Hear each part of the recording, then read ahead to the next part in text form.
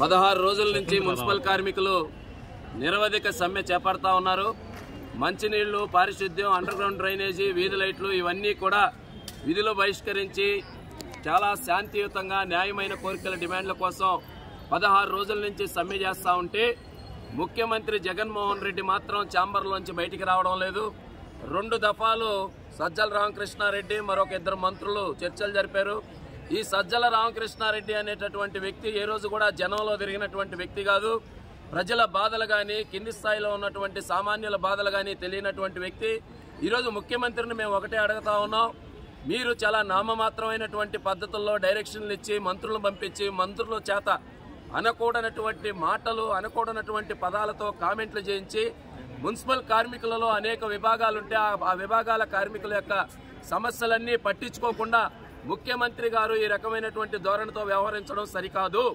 మేము ఒకటే అడుగుతున్నాం ముఖ్యమంత్రి జగన్మోహన్ రెడ్డి గారిని, మీరు ప్రతిపక్షంలో ఉన్నప్పుడు మీరు కానీ మీ అనుయాయులు ఈ నెల్లూరులో అనిల్ కుమార్ యాదవ్, కోటమిరెడ్డి శ్రీధర్ రెడ్డి కానీ వీరందరూ మా ధర్నాలని, మా టెంట్లని, మా ర్యాలీల దగ్గరికి వెతుక్కుంటూ పరుగులు తీసుకుంటూ ఆ రోజు ప్రతిపక్షంలో ఉన్నప్పుడు రాలేదా?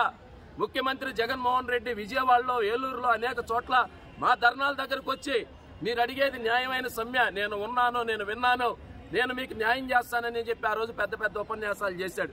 ఈరోజు నీకు అధికారం కట్టబెడితే నీ ముఖ్యమంత్రి ఛాంబర్ గేటు తీసుకొని వచ్చి నువ్వు బయటకు వచ్చి ఈ యొక్క కార్మికుల్ని, కార్మిక సంఘ నాయకులతో చర్చలు జరపడానికి ఏమండి మీకు దళితులు, గిరిజనులు అనేటటువంటి చులకన, బలహీన వర్గాలు అనేటటువంటి చులకన ఈ ముఖ్యమంత్రికి? ఇదేనా సామాజిక సాధికారిత?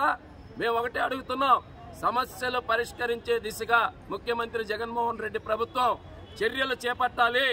లేని పక్షంలో జగన్మోహన్ రెడ్డి ప్రభుత్వం అల్టిమేట్ జారీ చేయడం కాదు, యావత్ కార్మిక వర్గం యొక్క ప్రభుత్వానికి అల్టిమేట్ జారీ చేస్తా ఉన్నారు. నిన్ననే విజయవాడలో రాష్ట్ర ప్రభుత్వ ఉద్యోగులు, ఉపాధ్యాయులు తమకు రావాల్సిన బకాయిల కోసం మేము శాంతియుతంగా నిరసన చేస్తామంటే వాళ్ళని రోడ్ల మీద ఇచ్చారు. నెల్లూరులో నిన్న రోడ్ల మీద ఇచ్చారు. ఈరోజు నాయుడుపేటలో మహిళలని చూడకుండా రోడ్ల మీద ఇచ్చారు. పోలీసుల చేత, కార్పొరేషన్ అధికారుల చేత, సచివాలయ సిబ్బందుల చేత వీళ్లని శారీరకంగా, మానసికంగా వేధింపులకు గురి చేయడం, తప్పుడు కేసులు, అక్రమ కేసులు బనాయించడం ఇది వైసీపీ ప్రభుత్వానికి తగదు. తక్షణమే మేము కొంతెమ్మ కోరికలు, కొత్త డిమాండ్లు అడగడం లేదు. వైసీపీ ఏర్పాటు చేసిన ఎన్నికల మేనిఫెస్టో ఈ జగన్మోహన్ రెడ్డి నోటి నుండి వచ్చినటువంటి మాటలు, వాగ్దానాలనే అమలు చేయమంటున్నాం. తక్షణమే అమలు చేయకపోతే మా యొక్క ఆందోళన రోజు రోజుకి మరింత తీవ్రతరం అవుతుంది. తక్షణమే ముఖ్యమంత్రి జగన్మోహన్ రెడ్డి నామమాత్రమైనటువంటి పేరుకి చర్చలు జరపడం కాదు, జగన్మోహన్ రెడ్డి రావాలి, ఇచ్చిన హామీని అమలు మీద ఒక స్పష్టమైనటువంటి చర్య తీసుకోవాలని మేము డిమాండ్ చేస్తున్నాం.